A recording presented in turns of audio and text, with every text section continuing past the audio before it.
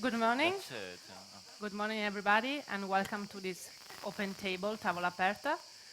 Today, the artist is Ciprian Mureşan. His artwork is exhibited here at the Central Pavilion, and you can, I hope, you already seen it. I would like to thank Ciprian to be here and to ask him maybe to introduce the artwork itself that you can see at the Central Pavilion that it's really much connected to this to his artist practice that he has in the last year. And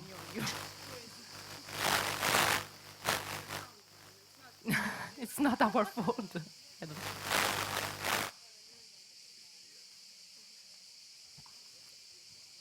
Okay, yes, let's try. Okay, welcome, Cyprian. thank you for inviting me here. And yes, as you can see inside, um, I have. Oh, it's somehow it's not so usual for me to exhibit only drawings, but here I have only drawings because. Well, lately, let's say in last 4 or 5 years, I focus on drawing, um, yeah, in my practice. And why this? Because I need. I started in, let's say, my first work was in 2004, um, and I started somehow more like, let's say, with a conceptual approach in photography, video, and animation, 3D animation, and sculpture sometimes. But okay, all the every time I use drawings like sketches and normal, yeah, like doing the first sketches for everything. But yeah, and at one point I decided to have like a discipline on my own, like in my studio, um, to draw and to have a process. I mean, every day to try to do something like a normal job, let's say, not. I needed. I mean, for my personal, I know, for my life, I needed this like a kind of discipline. And I start first. I start drawing and copying books of art books, like I don't know, catalogs and monographies, and and this somehow in general related with my first works, and related with history of art, and I can do now somehow introducing a context in Romania in 2000, early 2000, late 90s, uh, finishing the university, graduating sculpture department, and just after, short after this change political change in Romania, the revolution from '89, and I felt in my university, in my studying years, that almost everybody, and mostly the professors there, they were a little bit confused of this change of paradigm and change of values. I mean, um, and we were introduced also for us, for the students, and also for the professor. They were new, I don't know, um, new trends in art, and were a bit. Um, so this kind of we were learning a kind of different history of art. I mean, we we were yeah. And my first work was kind of dialogue with Yves Klein, Leap into the Void, and I did like a small performance in the city where I live in Cluj. Me lying on the street, and somehow like for a second after the leap into the void, so somehow like me crashed on the asphalt, and yeah, it was. My idea was that somehow the work of art is not finished if the artist died, and you can develop it and you can continue it and you can work with this like let's say like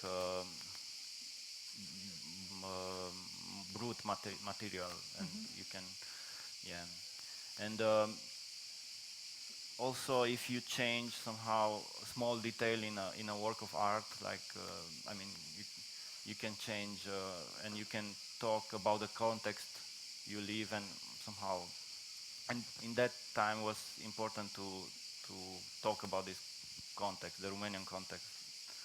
um, I was so for me I was doing this like the artist crashed on the asphalt was somehow because in the late 90s this was the I don't know, the atmosphere, like let's say also in the daily life, but also like was after this happy, let's say the beginning of 90s where the revolution started, and yeah, I mean the late 80s, sorry, but this happy, I don't know, I said there was a feelings of joy for exactly, the for freedom, and yes, the yeah, it was a renovation. kind of depressing. And you talk about a lot of this contest in your works, even in your video. Yes, yes, yes, and yeah. So somehow for me, this lying figurine on the ground was kind of opposite to the Yves Klein. I don't know. Somehow optimist leap and jump. Yeah, and but coming back to what we have here in the space here, um, we yeah, I was like I said, I was working with catalogs and with albums, like with reproduction. For me, it was very important to the reproduction. So, and I start copying books like one to one by pencil, also the text, and the garbage bin you have, the trash bin you have there in the middle. It's one book of mine copied by pencil after Masaccio, and was was the idea that if I work like, I don't know, so much time on copying this book, and then give it away somehow, like I don't know, like sell it or whatever, yeah, and I should somehow let's say I should ask also the public to make effort, or to have a kind of not frustration, but let's say to to make an effort, yeah. And so my idea is that if somebody will have time to do the book back, we, like Yes, the, to stick it together back, yeah, with the scotch tape and how, yeah, and as a detective, sorry, as a detective, or yeah, exactly, yeah, yeah, as a yeah, yeah, archaeologist and detective, yeah, and yes, and after this, I copied like kind of, I don't know, let's say 10 books. I didn't count them, and at one point I read and I saw a small documentary about a short documentary about Bastian Nader, and I like that myth about him that he was drawing 4 years in the when he was studying on the same paper, and he erased it all the time, and then he used it again, and he was use one piece of paper for drawing 4 years, and I had a catalog of a small book of on him, and with photos and of course, but and I was yeah, I tried to copy all these images from this book in one paper somehow. Yeah, in opposition. I mean, in the yeah, not erasing nothing. I mean, anything. So just accumulation of images, and somehow like this started this series you see on the wall, and after that this accumulation and like I don't know, like it's like putting everything on the small flash card or something like this. Um, it became a yeah daily practice, and it's very simple somehow because I use Lightbox, so it's not complicated to copy. It's not. It's a more to have patience, and yeah, depends on the mood. It's not um, somehow. It's not about talent, or you know, it's not about. It's more exercising. So it's like music exercising or something like this. And and how do you choose the different catalogs? Because we can see from Morandi to Hmm. Antonello da Messina, Masaccio in the trash bin. So um, it was by chance. It was Somehow, yeah. I mean, what I have in my library. I mean, of course, it's I started with Bastian Arabic because I was, yeah, I was, yeah, attracted by his work, and of course, I have relation every kind of artist I copied, and yeah, and some of them were especially done for this exhibition, or because I know that you start some of them you started before the being selected no. for the Actually, Biennale. none of them. No, no. So, We choose together with the curator, okay, and yeah, so it's yeah, they are they were. already yeah. So. Yes, it was not a commission here. No, no, Yeah. it's just from yeah. Which But yes, which but is okay because I didn't have had too much to work for. yes, but you know, like the reason why you choose this kind of that it's quite different from your previous artworks, the videos and the sculpture. Even we were talking about your participation in 2009 at the Venice Biennale, but at the National Pavilion of Romania. So, and it was quite different the work Yeah, that you exactly. Yeah, presented yeah, yeah. in the past. Yeah, there was also in the Romanian pavilion was a group show. I mean, with three artists, and we were yeah in 2009 I was yeah, I had two projects there, and one was a video with related with theater, with puppet theater, and but somehow was yeah, it's not they are not direct connection, of course, but um, in that uh, in that video, I was thinking to um, I had some works with my son before, and then related with him, and he was around five, not yeah, 6 years old, and I start somehow to be how to say to pay attention to what he does, and yeah, he had like puppet theater classes, like extra school time or how to say, yeah, and I was at one point the teacher told the parents to buy like black clothes and black mask for the Mhm. puppet Yeah. theater, them to be very hidden in the background. And I like this. I mean, it was like a kind of they were like ninja, you know. I mean, they really love this and they enjoy it, and they all the time they were even is not was not necessary to.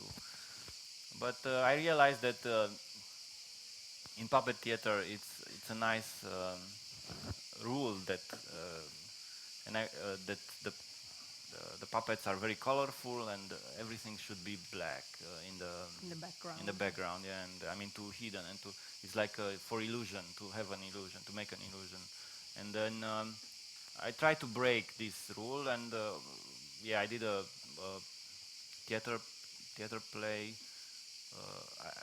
I work with a playwright, Saviana Stănescu. She's Romanian but living in New York. And I broke that rule, and the idea was that all the puppets to be black. I mean, to be all the materials we use for the puppets and all the yeah, also like the background, everything, and also the puppeteers, also the background, and everything was in like in the dark, and also the room was a bit dark, yeah. And then so to somehow to make a kind of equal Level. yeah level, yeah. And yeah, I mean the working with this playwright, she proposed um, some texts, and we choose one who was somehow appropriate for this kind of um, yeah play. I mean, for this kind of rule, like breaking the rule, rule who break the rule. Yeah, and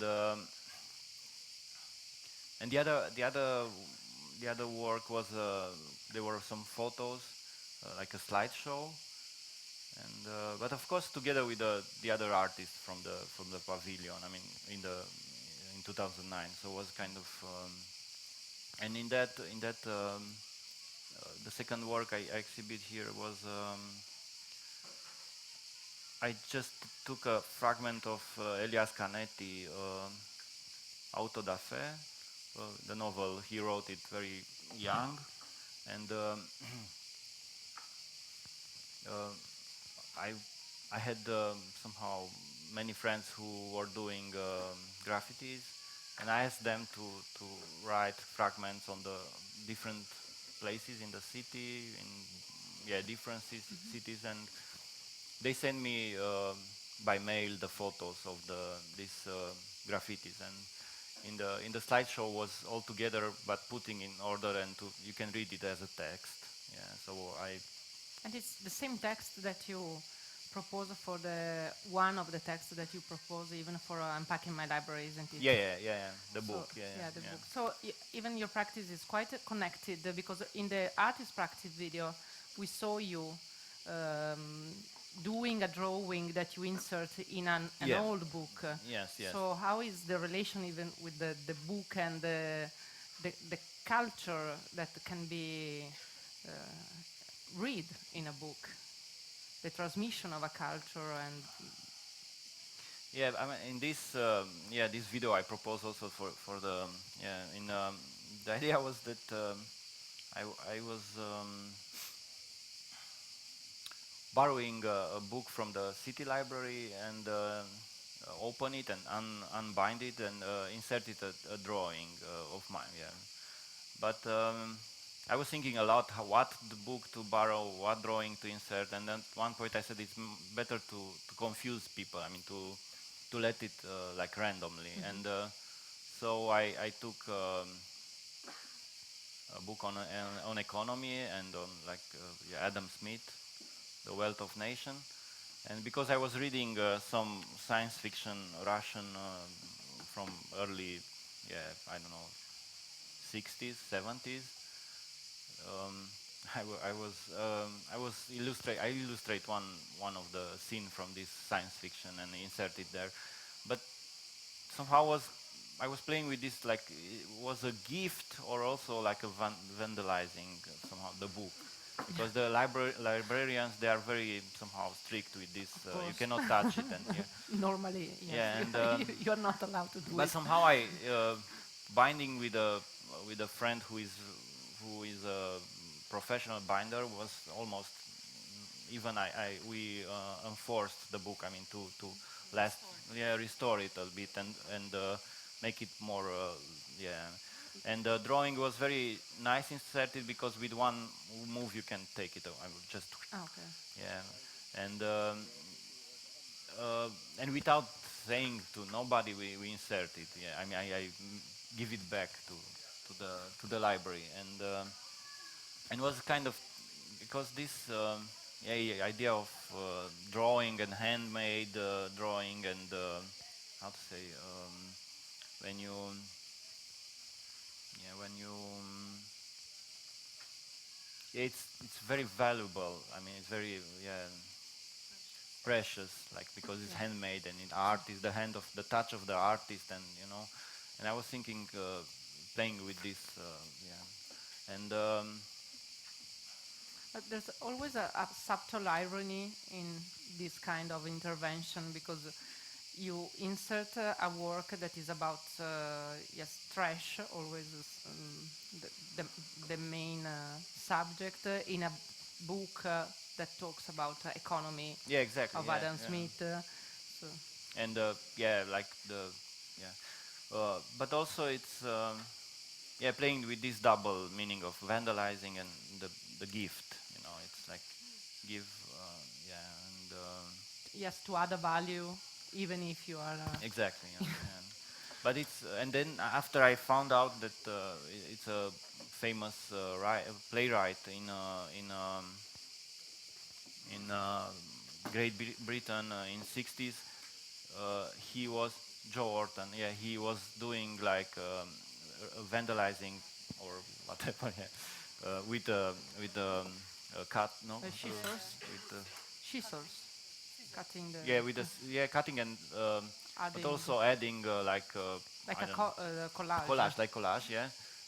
And he made prison for this, and I don't know, 60 books or And 100 books. how the library react with your Yeah, with your addition?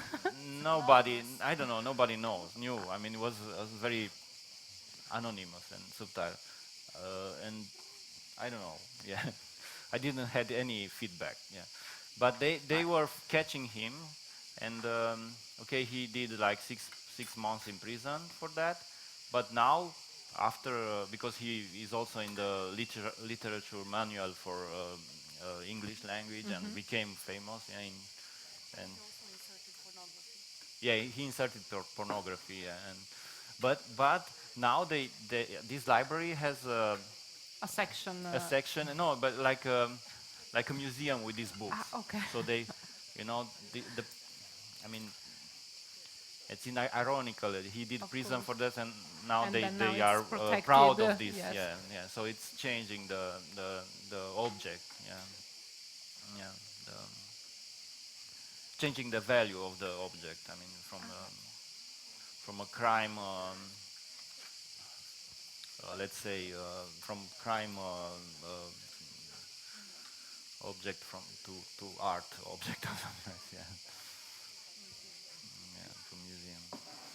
Of course, if somebody has question, don't be shy and do some question. It's not supposed to be a conversation between me and and Ciprian. But of course, an open table, you can eat. But even if you have any curiosity, um, can you? Okay, Yeah. thank you very much. Oh, da, da, mai încolo.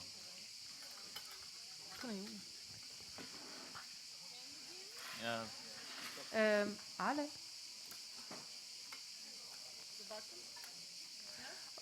can you pass her that one? Maybe they are fixing it. Thank you. No, no, it's normally it's open. It's already open. Hello? Yes. So my question is, how do you think your background, where you're coming from, and your childhood influences your art now? Yeah, yeah. Well, I mean, it's not totally influence, of course, because I have many, let's say, interest in different kind of things. But uh, like this problem with this issue with the reproduction and with the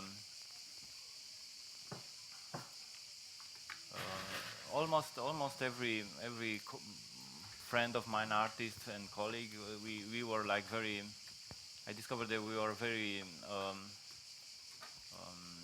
let's say, dedicated to some books which we had, and they were mostly like black and white reproduction or bad reproduction, and not so many books on art about art. And even in 60s in Romania was a kind of late 60s. They publish a lot.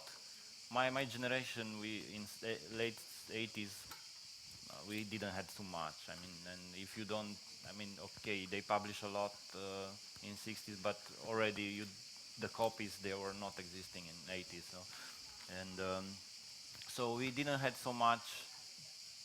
And of course, this is a if you are not around, like here in Italy, it's simple. But if you are not around, like some art centers or artistic centers in artistic scenes, you have to be satisfied with the reproduction, let's say. And till 2006, I was not or four. I was not able to because we need visa for even for Europe in Romania. So as a Romanian, was hard to travel till 2008. No, it was six. Sorry, six. And somehow, this reproduction, let's say, filter or how, like you see everything from through this filter of the reproduction. Um, and I was talking with somebody which is very classical, very classic. That when from Poland, he said that he knew Van Gogh only like black and white, and when he saw it live, he was disappointed, because he saw he knew the reproduction black and white all the time, and he was So this kind of filter, and but this is something because if you don't see and somebody filter it for you, you start to think. I mean, to more about this, and it's a different approach. Let's say. So it's not necessary something which is bad. Let's say it's not a bad thing. This matter of the transmission of the culture, it's because you are contributing actually to some magazine in Romania, arts magazine, and you founded one of them. So it's an important issue, I think, yes, to help even the contemporary arts being known in your country. Yes, in 2004 we had. One of the platform we needed to was a magazine, and with some other artists, quite I don't know, Mircea Cantor, if you know him, he's quite we were we start a magazine. Now is not anymore this because it was like very independent and very low budget. But in the same time I started to work with another magazine, Idea Art Plus Society, and I'm still working on this magazine, but it's a big editorial board, let's say big. I mean, for Romania, like seven editors. So, and we survive. It's not so easy. You have to apply every year for some money from the state. And from let's say from four numbers each year. In 2000, we are now only 2 numbers per year, but it's still going. And it's important because materials or text you have translated in Romanian. There are no so many, and we started like every magazine also a small section to translate different kind of critic.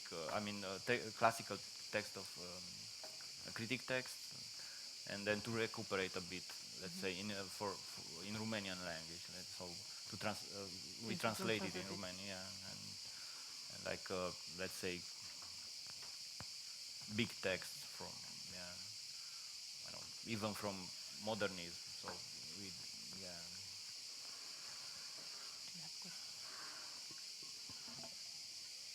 I got curious when you said jumping into the void at the beginning. Yeah, And yeah, I yeah. wondered if you could say something about like the fear, the courage, and then the inspiration. What was there? About the fear. Like what was there for you in the jumping? Can you inspire us about the jumping? Yeah, yeah. It was. I don't know. When I saw this, I was also. I mean, like, probably everybody's when it's this photography of Yves Klein. I mean, of the leap into the void. Somehow, I was fascinated. Yeah, it's not so hard to be fascinated about.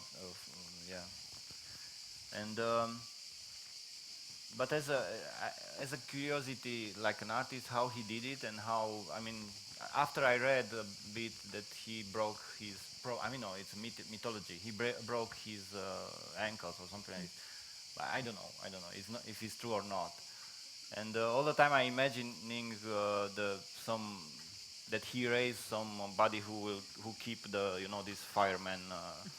I mean, I was thinking, sorry, I was thinking that. Maybe it was like this, and also with Bas Yanada when is this classic film of classic when he's crying. I'm too sad to tell you. Yeah, I was thinking how he did it. I mean, to start to cry in the front of the camera, it's not so easy. You have to, yeah, and then and somehow like it's irony and maybe joking. But I did a drawing with Blas Yanada.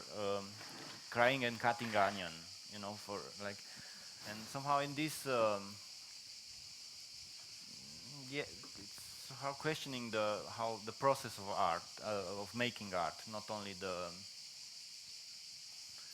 because I suspected, being an artist, that art, uh, um, this sincerity of the artist, I mean, I suspected, but in a good, I like that artists could be not but trickster or tricksters, and they can show you, but as in theater or as in, I mean, okay, or in film, you see him crying, but of course you imagine that he's not dying there because it's a film. So something like this, and I don't know, maybe it's this fascination about, I mean,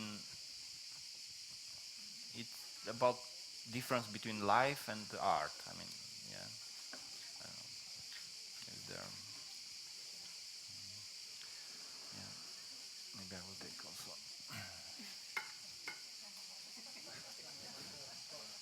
Um, I have a question about the drawing process. I could see when you are drawing that it may be tempting to photograph or video document the evolution of the drawing. Do you do that? If I document it, Yeah, right. yeah, yeah. Sometimes I do photos, but like different layers. Like, Right. yeah, sometimes I have, but not systematically. I mean, will be a bit, Right. yeah. And now, when you have those layers, have you ever experimented layering further and further to the point where you reach blackness, basically? Yeah, yeah, yeah, yeah.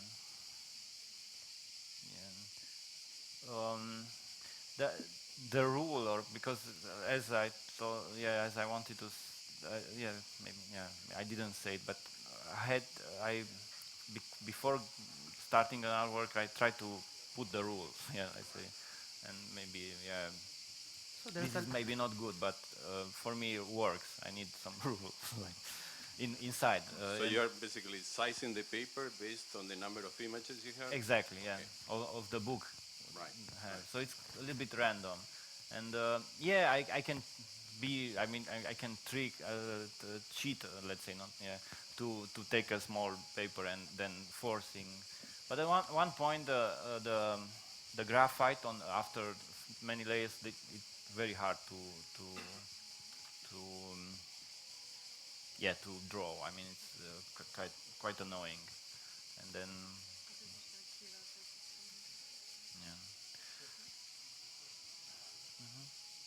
Yeah, once I did. I mean, I had a series with. I was fascinated about this, um, like the uh, front page and the back page. Yeah, and then I did a drawing after one book, a series of drawings. Uh, the front page I draw only the front page of the book, and the the other page of the paper I draw only the back of the yeah. I have a white space. White space. That are you ever tempted to leave a large white No, no, space? no, no, You no, you no. always No, go back. yeah, the idea is to feel. Is that because that space is good space to have new drawings and Yeah,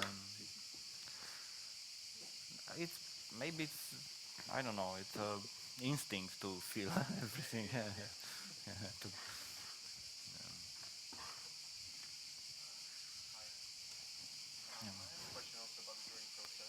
yeah. Doesn't work if you maybe.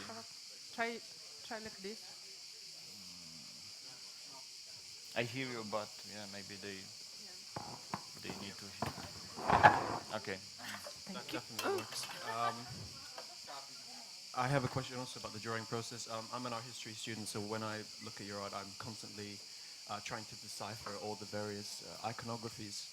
And I think that the term that we're looking for with regards to filling up the whole space is horror vacui, not necessarily the fear of leaving the white space.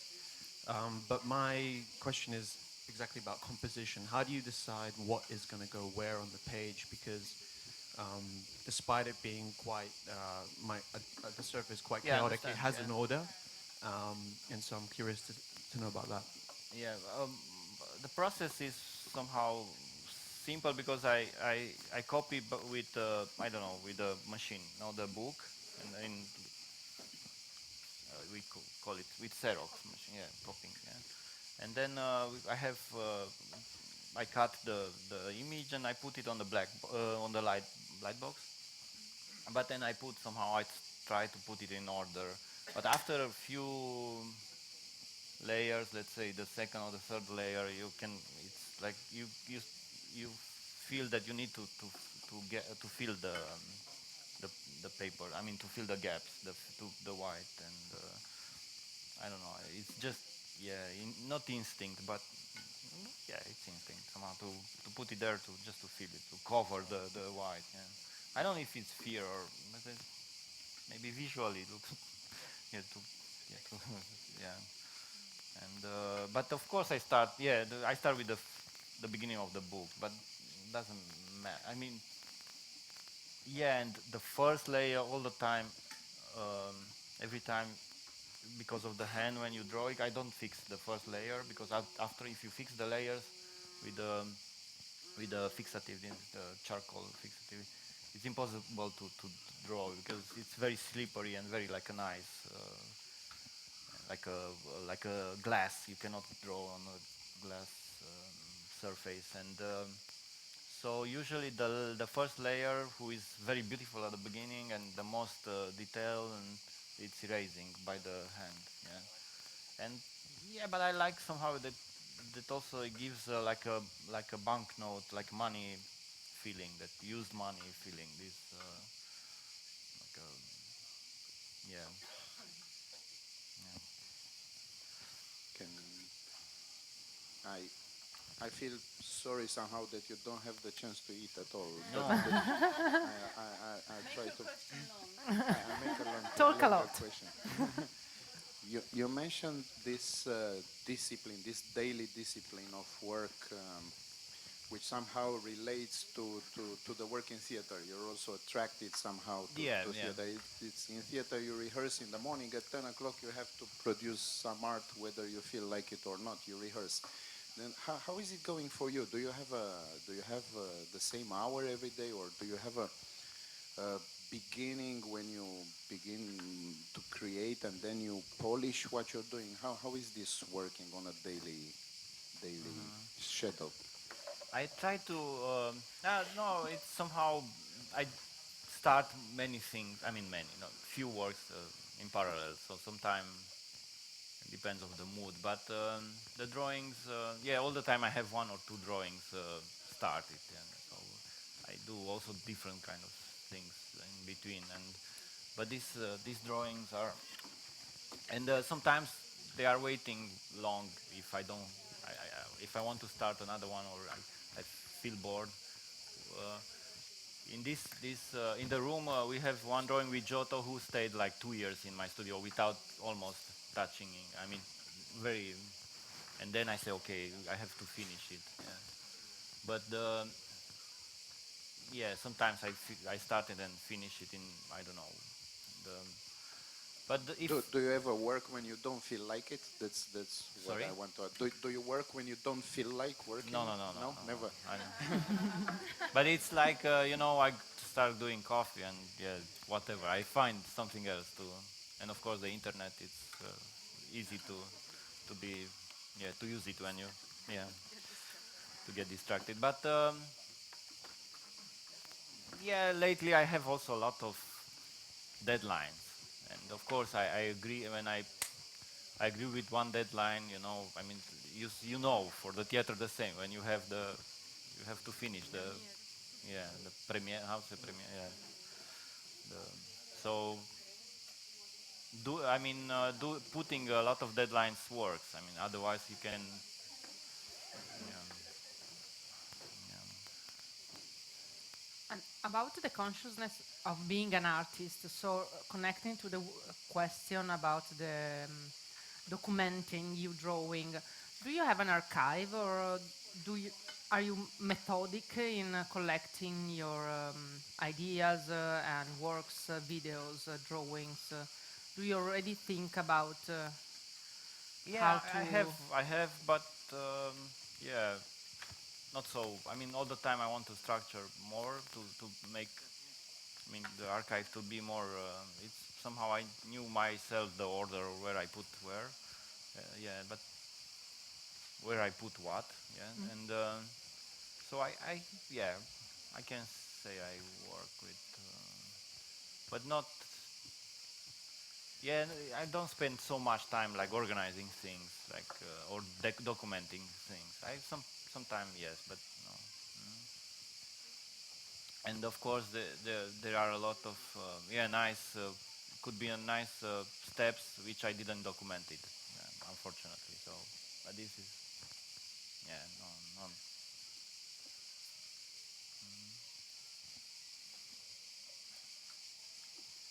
Some pasta? Sorry? Some pasta? No, no, no, no, no, no, no, no, lasciamo bastante. Yeah. Any other question?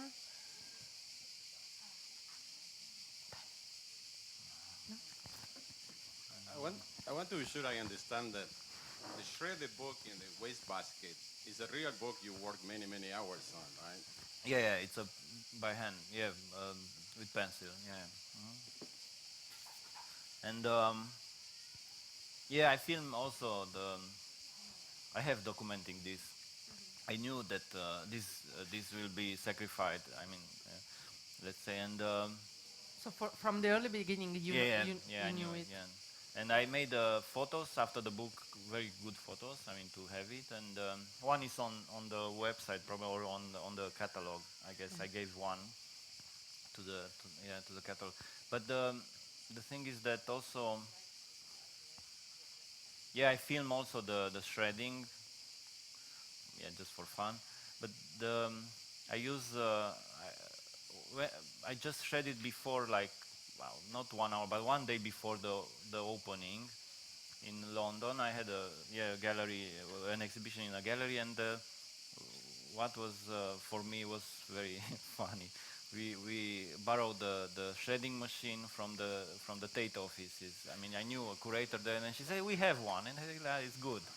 And somehow I like this like symbolic that I use their machine to yeah to destroy the. And yeah, I mean, you can do the joke, yeah, that after, if you want to do it back, you can ask the conservators from there to make it back. Yeah, yeah.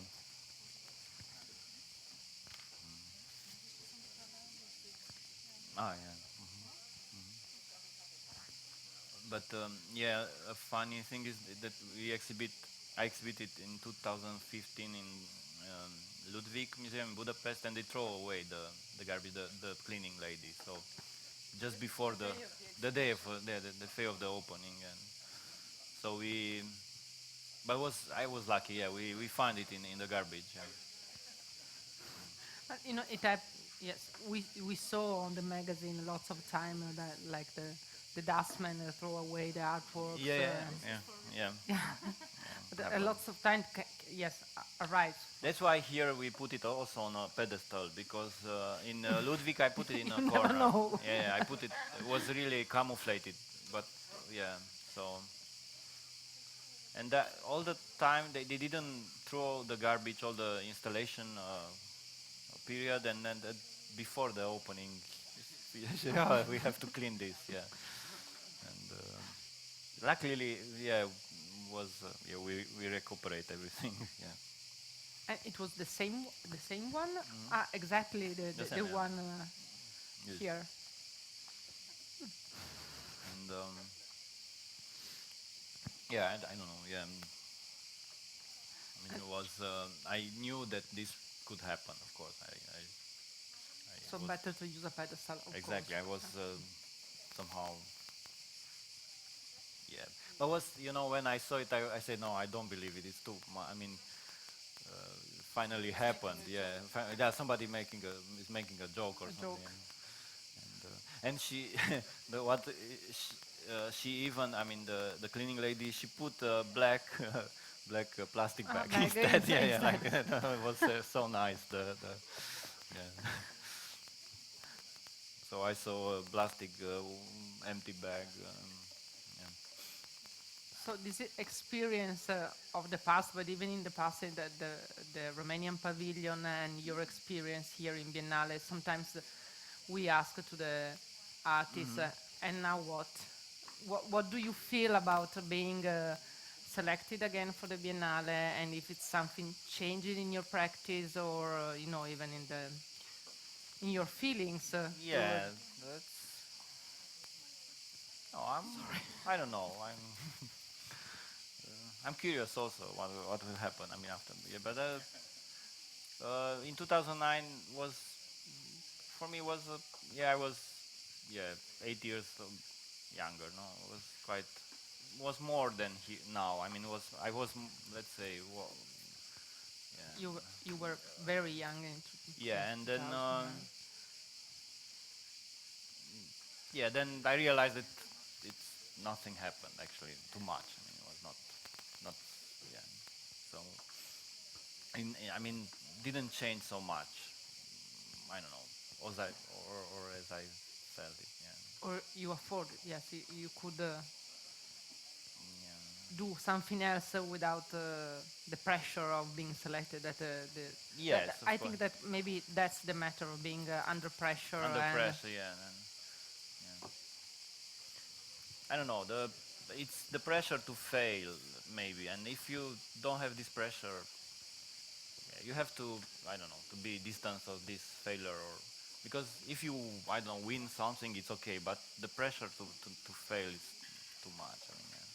And I guess, yeah.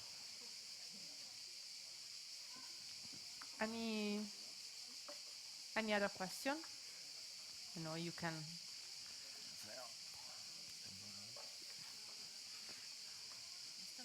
No, that's okay.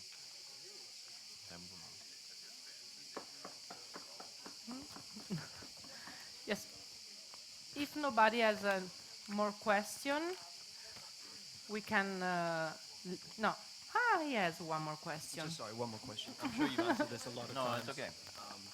But the actual subjects of a lot of the drawings is very religious, maybe because you're taking it from a book, and I suppose the majority of it is.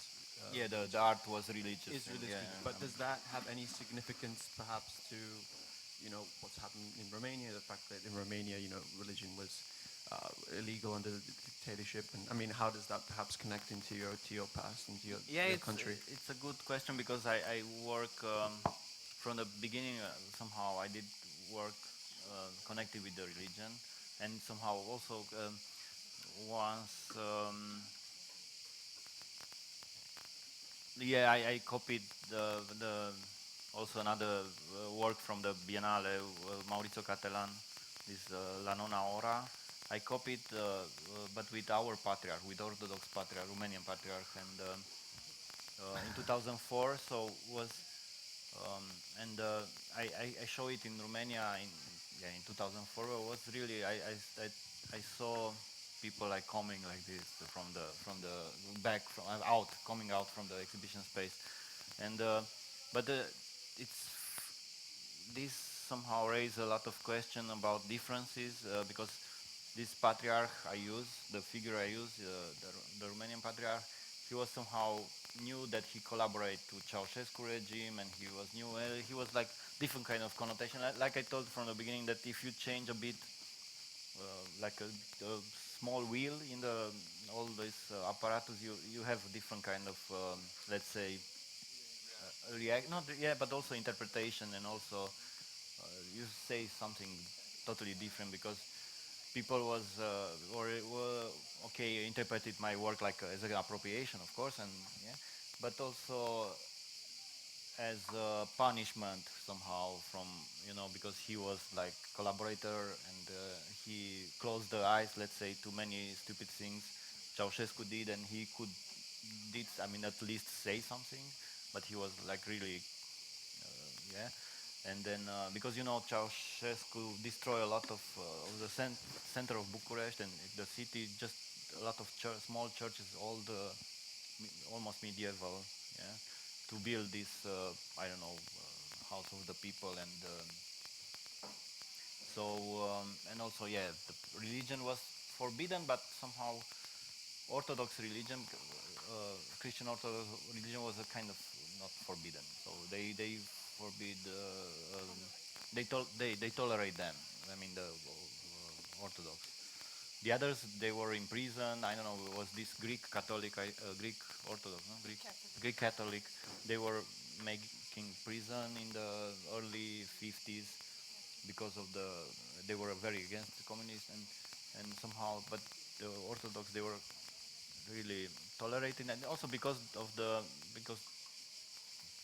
also Ceausescu, but it was a very nationalist. I mean, he somehow this, let's say, communist was more like kind of nationalism. Yeah, okay, with the how say, yeah, and so and after now they have privilege a lot. I mean the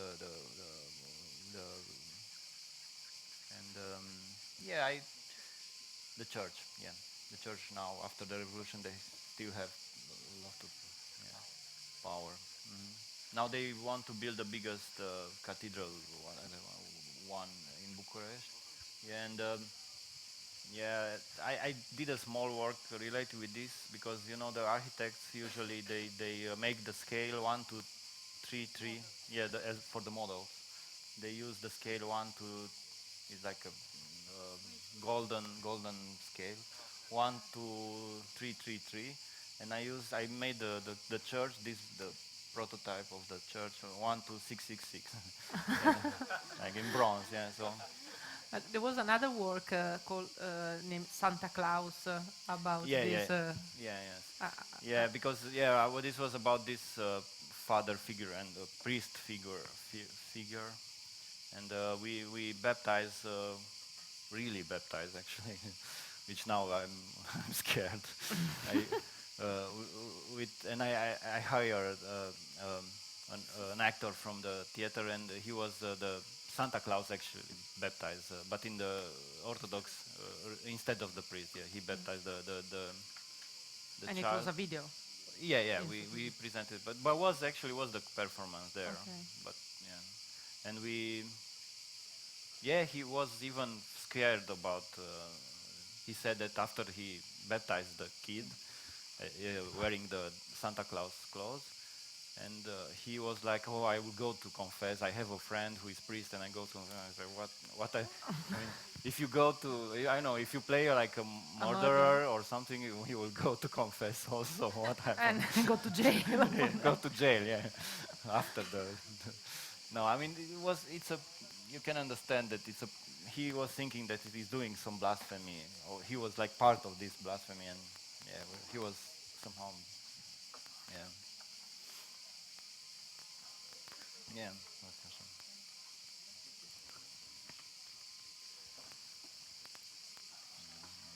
So if nobody has nothing else to add, I would like to thank you, Ciprian, Yeah, for thank you. this, to thank you all your guests. And maybe leave you waiting something. Yeah, I can stay more. No? Now you can eat more. A little bit, 5 minutes I need Yes, more. No, I'm joking. thank you very much. Thank you. Thank you.